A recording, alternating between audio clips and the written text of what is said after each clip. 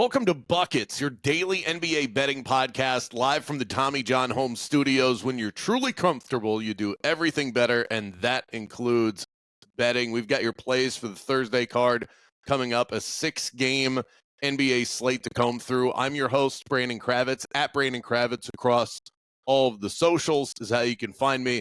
And with me today is a pair of Buckets legends, Joe Dellera and Sean Little. That's at Joe Dellera, at Chicago Flow, if you want to find them as well.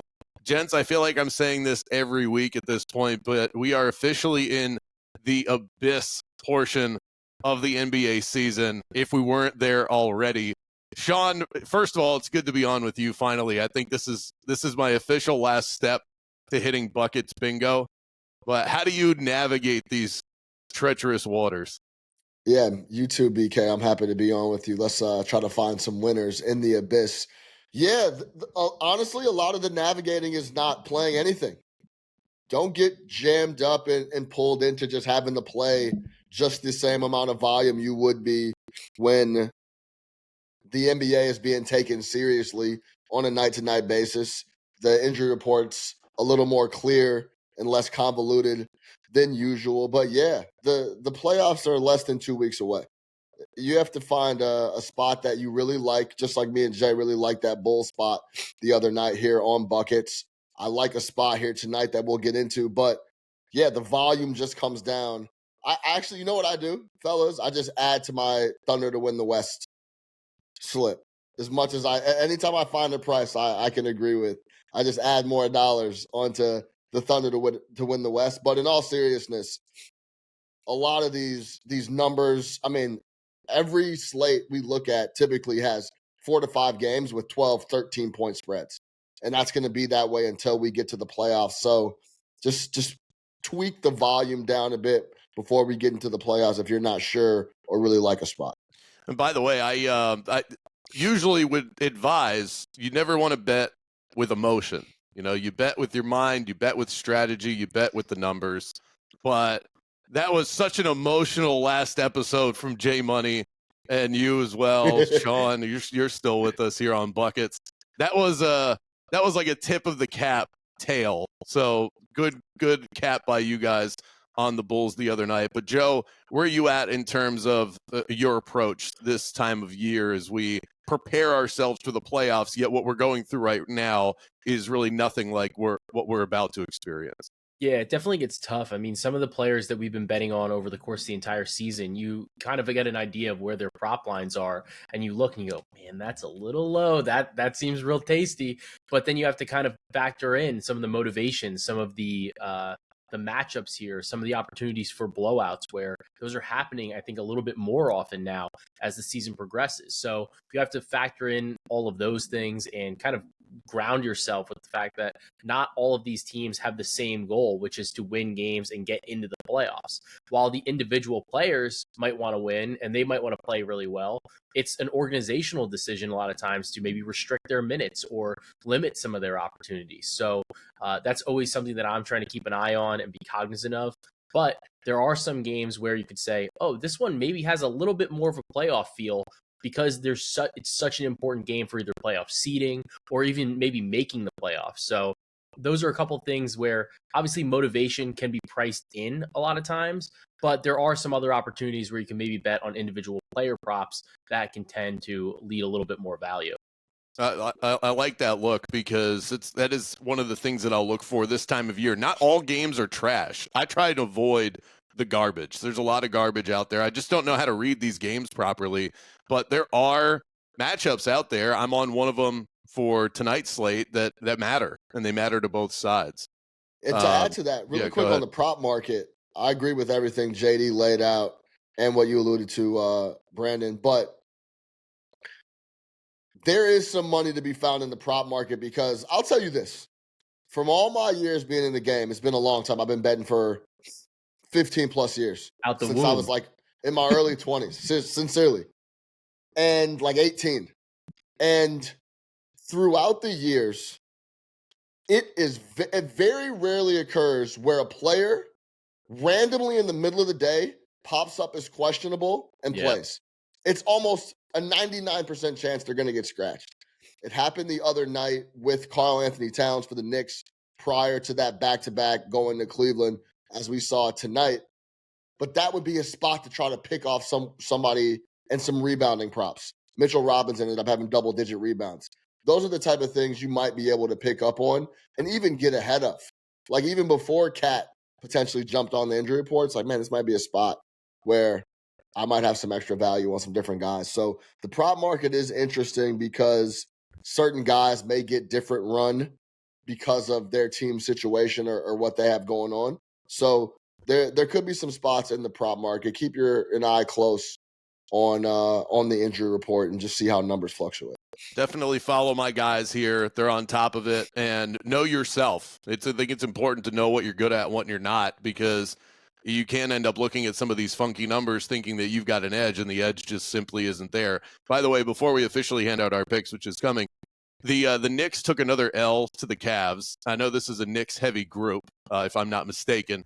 Winless now against the Cavs, the Celtics, and the Thunder. So, Sean, can we officially put the nail in the coffin? I thought this team, when they collected this new look Knicks in the offseason, I thought this team was going to be great. I thought I was going to be on them to potentially represent the Eastern Conference.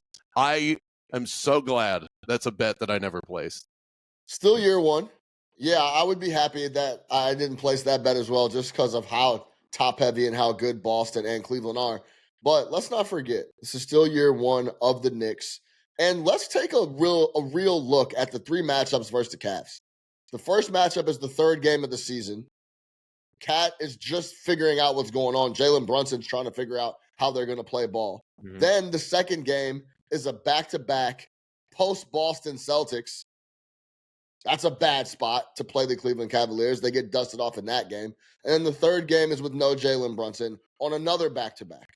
So I'm not saying they can compete with these guys in a 7-game series, but especially when we're talking about handicapping and different type of spots and stuff like that, and you look at margin of victory, the spot and the situation matters.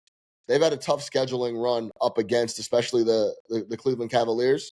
I don't think they could keep up with those guys either way, but I don't think they would be getting run off the floor like they have in all three matchups. Joe, when you look at a potential first-round matchup, the Knicks right now would be playing the Milwaukee Bucks. I think I still like New York in that matchup with everything that Milwaukee is dealing with. Beyond that, I won't be able to get there with them. Where do you think the run ends for New York? And we still have time to finalize these opinions, but where do you sit on that as we stand now on April 3rd? 16-0. Let's get it. Come on. But no, I think it is going to be tough. I think that in that first round series, if we do get the Knicks versus the Bucks, Jalen Brunson is going to absolutely feast in that series. That is Jalen Brunson written all over it against the Milwaukee Bucks. But I think that what Sean was kind of mentioning is there's a difference between regular season ball and postseason ball. And obviously we've seen Boston be able to get through that. Boston has won a title now. They're minted, or so to speak, right?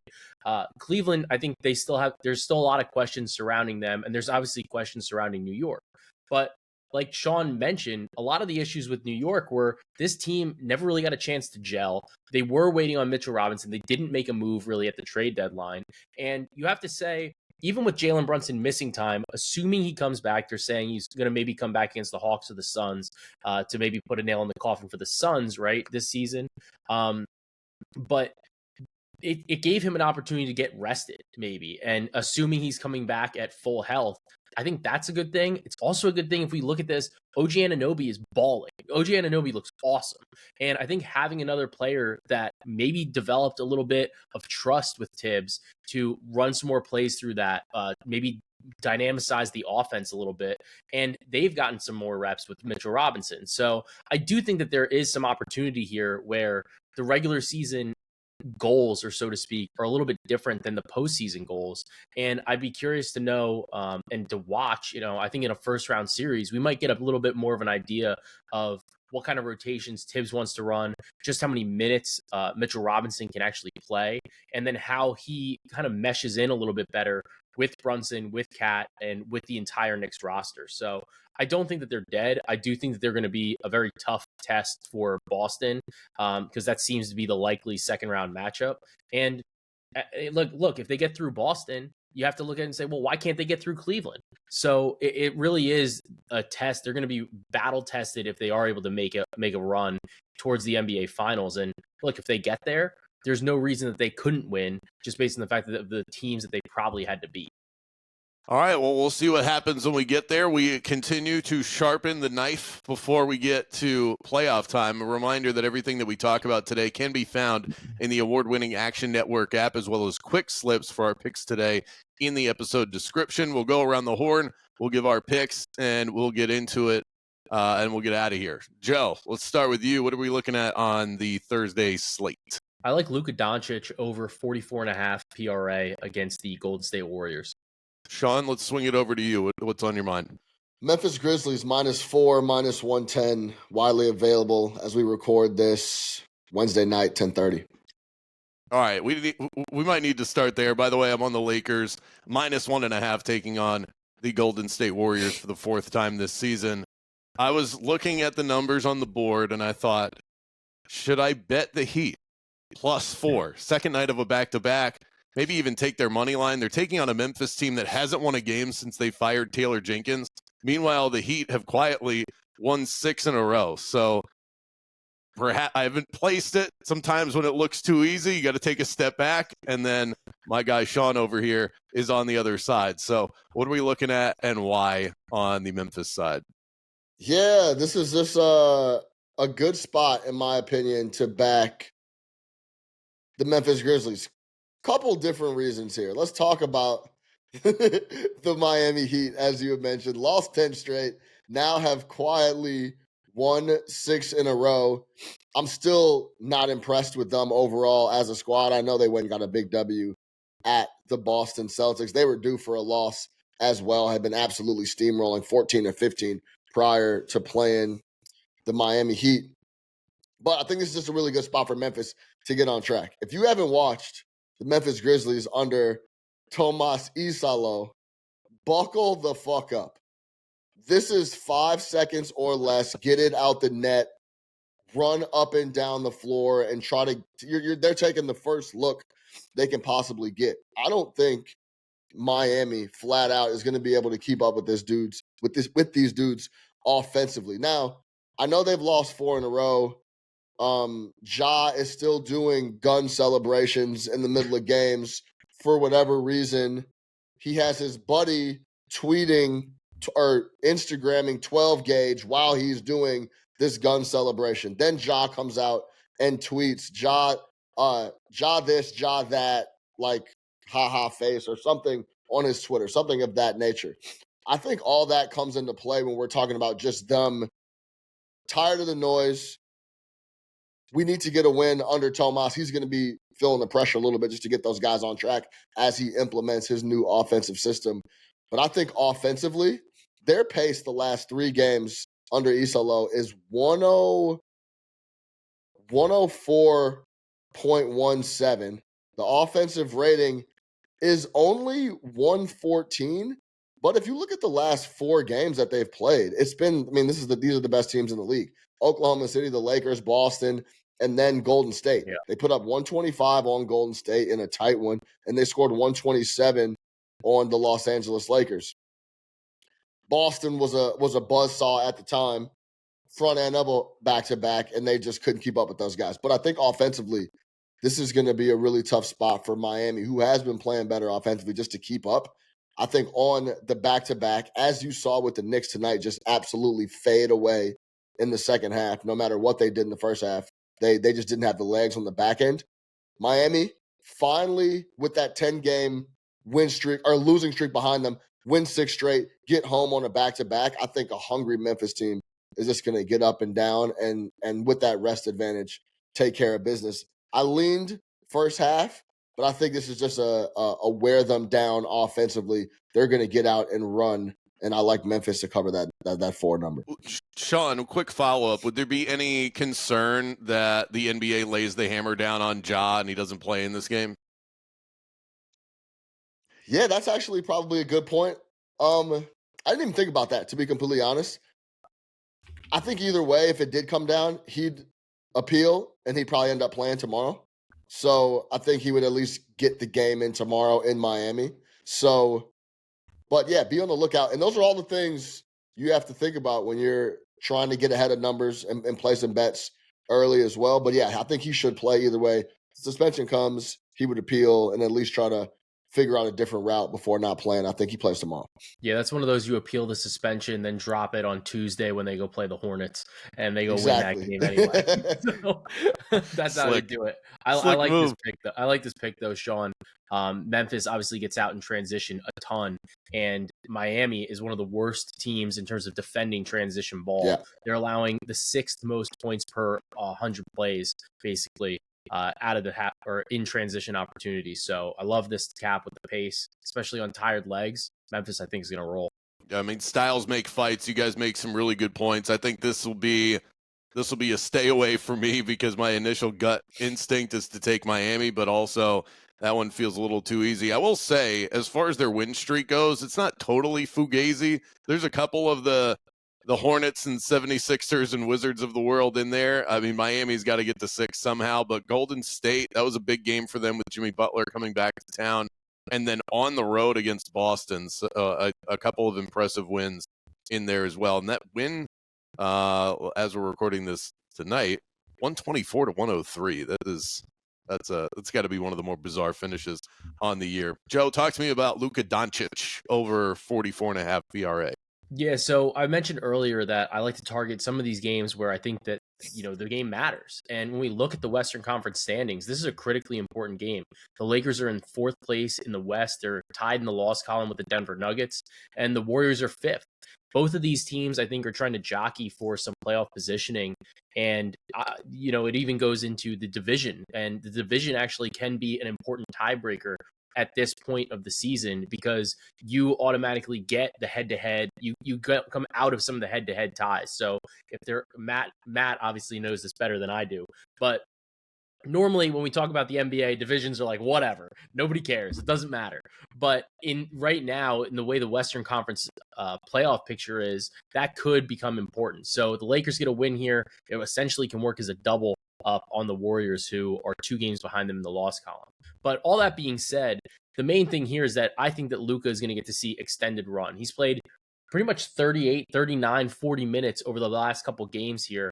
And with LeBron James over his last 10 games, he's hit this in 7 of 10 games. Additionally, when we look at his history against the Golden State Warriors, he's absolutely fried them this season. He's got 69 PRA, 45, and 53 in his last 3 games against the Golden State Warriors. He's hitting this at a nice 69% hit rate over the past couple of seasons. Additionally, I think that this is just a tougher spot for Golden State to try to defend him. I know that they bring in Jimmy Butler, and that's obviously important, but you do have to still worry about Luka with LeBron James and Austin Reeves as well. I think that Luka has shown that not only can he score, but he can also facilitate for everybody, and he's still a big rebounding threat. Golden State's a little bit undersized. I think that there's some possibility that maybe we see a little bit less Jackson Hayes in this matchup, and Luka's able to get a couple more of those rebounds, kick off some transition opportunities. And even though Golden State's defense has improved a bit, Luka is somebody that can still break you down and get whatever he wants at any point in time in the half court. So I like him to go over the 44.5 PRA in a game that is going to be competitive, I think, given the spread. And you're going to talk about that in a little bit, I know, Brandon. But I also think that's an opportunity for Luka to really show out in an important game for the Los Angeles Lakers. Yeah, I'm going to double down on that. And I'm just going to take the Lakers on the number here. I've been fading the Lakers pretty hard the last couple of weeks. I have not been showing them a lot of love, but this feels like a really good spot to back them here. They're 3-0 against the Warriors straight up this season. Golden State coming off of a demonstrative win against Memphis. Steph putting up 50. The vibes are high. The Lakers, meanwhile, an extra day of rest and practice, no travel. Love catching teams in this spot. And LeBron always gets up for that Steph matchup. Yep. The first 2 between these two did not involve, or the first 3 did not involve Luka and Jimmy on the other side. So that does change the dynamic a little bit. I like what you say about Luka. Makes me feel even better about this play. But I think this is more about the fact that the Warriors just don't have the athletic wings that present issues for the LA Lakers. That seems to be where they're struggling the most. And when they get into some of these tougher playoff matchups, they're going to have to deal with a lot of that. But I like the Lakers to cover and win this one. They're minus 126 on the money line. Whenever you get these tight numbers, if you just want to avoid that completely, I am never going to argue with you about it. So if you want to take them on the money line, I don't hate that either. Sean, where do you sit on these two plays? Yeah, I lean Lakers in this spot as well. I just think they're in a more fortuitous situation being at home. Golden State traveling to a couple tough games. And to go back to LeBron and the Luka Doncic prop from JD, it's pretty clear to me LeBron James has no issue trying to just relax. I don't know for how long, but it's been a long time.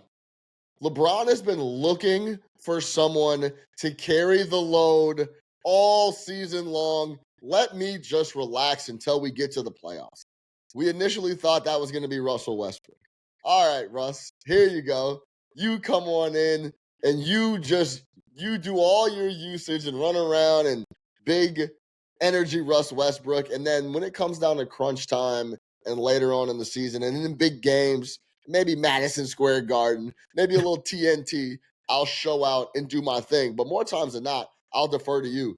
I think for years he was trying to get that out of Anthony Davis. And, man, hey, yo, this is your squad. You can have it, bro. But when it comes down to it together, we'll do it in crunch time.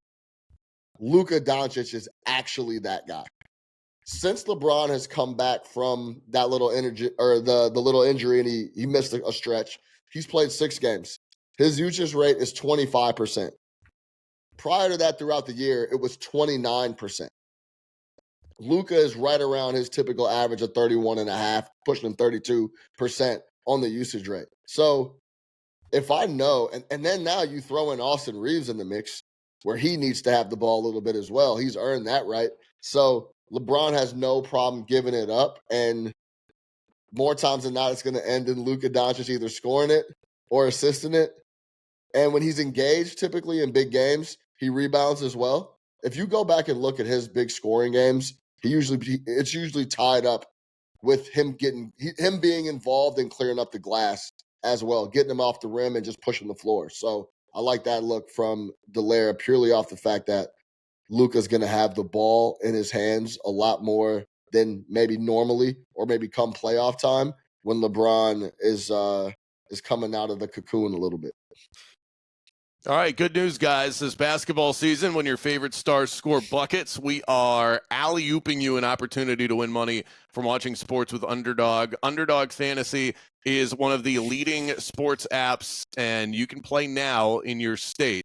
To play, you choose whether a player is going to go higher or lower than one of their stats, like Luka, 44.5 points, rebounds, and assists. They've got all of your favorite leagues, teams, Major League Baseball fired up right now as well. You can play as little as $1 on each play, and if you get everything right, you can win up to 1,000 times your money. So turn $1 into 1,000 just using your hoops knowledge.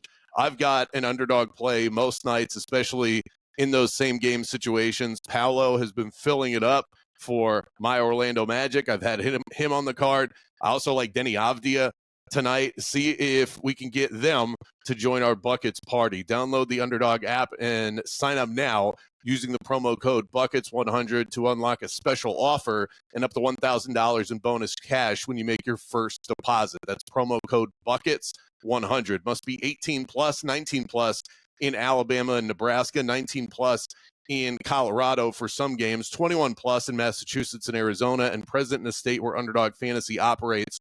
Terms apply. Void in Colorado. Concerned with your play? Call 1-800-GAMBLER or visit ncpgambling.org. In Arizona, call 1-800-NEXT-STEP or text NEXT STEP to 53342. In New York, call 24/7-HOPE-LINE and 1-877-8-HOPE-NY or text HOPE-NY. Gents, we feel good about tonight's episode, or is there anything else? That was a phenomenal ad read. That was one of the best ad reads I've ever come across in my entire life. That was amazing. Well that done. Was buttery. I feel as good about the episode as that ad read. How about that? I'm going to drink this Dasani real quick. Joe, you got anything? Dude, Dasani is crazy. Like, we're not even sponsored by them. Yeah. Yo, yeah, we are. DP, you might have to cut that. Yeah, right. To recap today's episode, Joe likes Luka over 44.5 PRA. Sean Little on the Grizzlies -4, and I am on the LA Lakers -1.5. And as of right now, we do not have a water bottle sponsor, so we'll look into that. Shout out to our producer, David Payne, staying safe out there out west. That's a wrap for us on the Thursday episode. Thanks for tuning in. Let's get buckets.